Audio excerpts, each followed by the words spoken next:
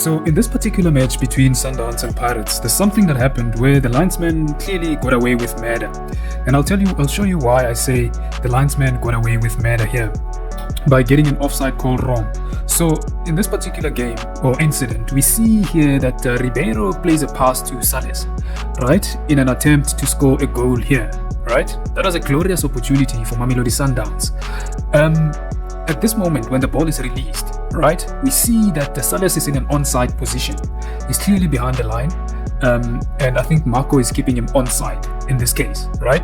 And then we're going to play it forward, right? And then Sales there, when he receives the ball, he's in an offside position.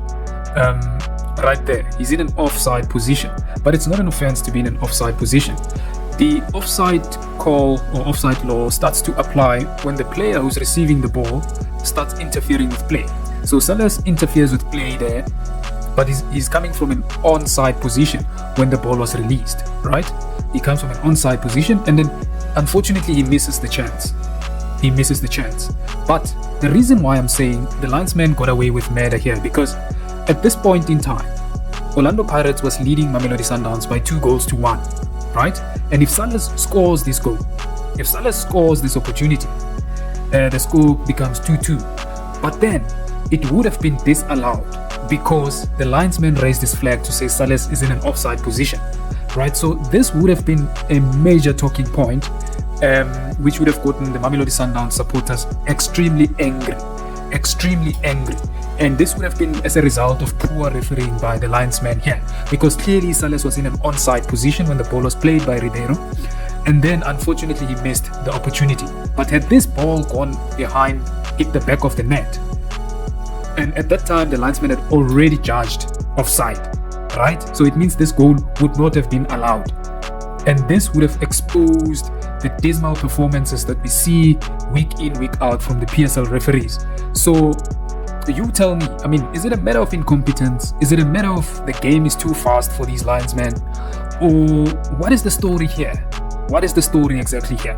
Let's go to the next one. So there's an incident that took place again in the match between Sundowns and Pirates that got Sundowns supporters a little bit excited that they got a penalty, and that got Pirates supporters a little bit worried that they're conceding a penalty in a very critical match, this one.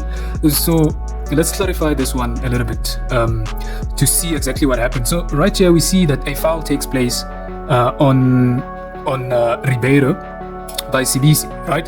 So Ribeiro here has got the ball, and then just before he enters the box, CBC stops him, clearly obstructs him, right? By fouling him and stepping on his boot, whatever the case may be. That's clearly a foul, and it was correctly awarded as a direct free kick. This so just to clear the air, this was not a penalty any day, right? There's no penalty there at all. We can clearly see. So Mapagania, you can rest assured that you didn't benefit in this case, and Sundowns was not robbed at all. So I think this one is straightforward. There was no penalty there. It was quite an interesting dive or jump by Ribeiro. It's quite interesting.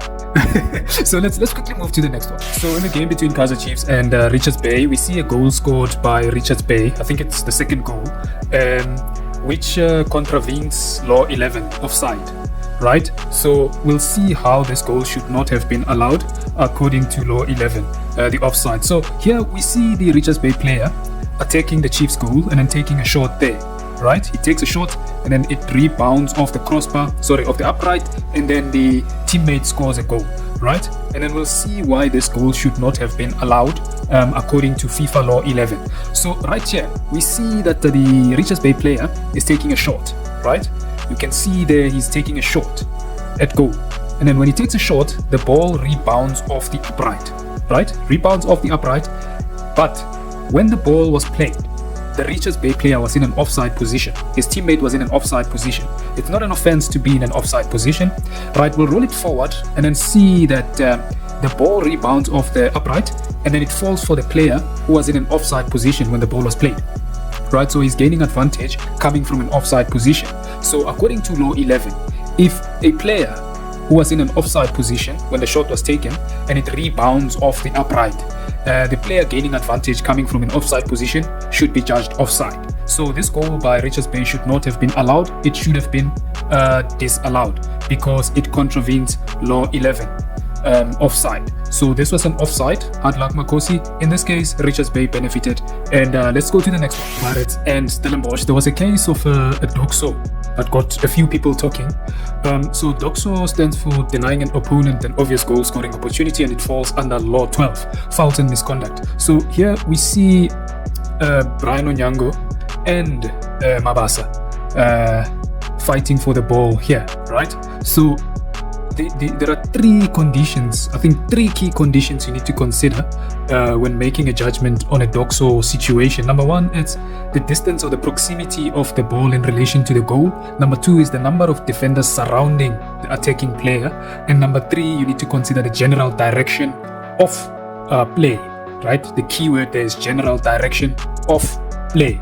Right, so in this case, we can see that this incident satisfies all those three conditions, proximity, number of defenders, and also general direction of play. So in this case, we see that Onyango holds Mabasa in this case, right? I think we'll see a much clearer angle, but we see here, Brian Onyango ended up getting a red card from Jelly Chavani, but we'll see here on this angle what exactly happened. So here you can clearly see that Brian Onyango is holding and pulling Mabasa in that case, right? He's got his right hand on Mabasa's shoulder, and he's also got his left hand holding Mabasa in this case. So that's a foul. It's impeding the attacking player, and unfortunately there was no defender except for the goalkeeper ahead of Brian Onyango. He was the last defender, or the second last defender in this case, and then he holds Mabasa, and then Mabasa takes the opportunity, he goes down. So in this case, I think Jelly Chavani, the referee on the day, got this call correct because it's clearly a foul on Mabasa, and also it's a sending off offense according to law 12, fouls and misconduct in this DOGSO situation. But I think Brian Onyango did well by taking one for the team here, because Pirates ended up missing the direct free kick that was awarded, and the game ended up 1-1, where the two teams shared the spoils. So yeah, it's one of those things. I think when the referees make good decisions, they need to be given credit, and I think this one was a correct decision by the referee. Let's go to the next one. Look at the game between Polokwane City and Chippa United. We see something of negligence and total disregard of the law by the referee, and this is disappointing because we are talking professional football here. This is not amateur football. So the referee ignores a simple law 13 law that speaks about free kicks. So an indirect free kick was awarded here, right? So we see the Chippa United players taking the free kick, and then it ends up in the back of the net. So what's required in an indirect free kick is that a goal cannot be scored directly from the free kick. So it has to touch another player before it can go in the back of the net. So here we see the first Chippa United player touching the ball there, and then the second Chippa United player kicking the ball directly into the back of the net. So that's fine. That's totally fine according to the FIFA law, right? But here's what's disappointing about the referee. I want you to look at the referee when the kick is taken. The referee is not looking at the ball where the free kick is getting taken. He has no idea what's going on. But there, if you were watching the game, he blew the whistle for the free kick to be taken, right? Without even looking at where the ball is, right? According to law 13, the referee is supposed to raise his hand above his head. So in other words, in a straight line above his head, right? Until the free kick touches the second player or another player after it has been taken. And then that's when he can then drop his hand. But this guy, this referee here, I don't know who he is, he totally disregards the law, the simple law. Keep your hand above your head for an indirect free kick until the kick has been taken and the ball has touched another player or it has gone out of play. But he's not looking at the kick. So for me, this is an indication of total disregard and negligence from the referee, and he allowed the goal to stand, right? I'm not saying it wasn't allowed, it wasn't supposed to be allowed, but the referee here messed up because he did not follow the law, and this is just disappointing. Week in, week out, we see very poor conduct by the referees. Let's go to the next one.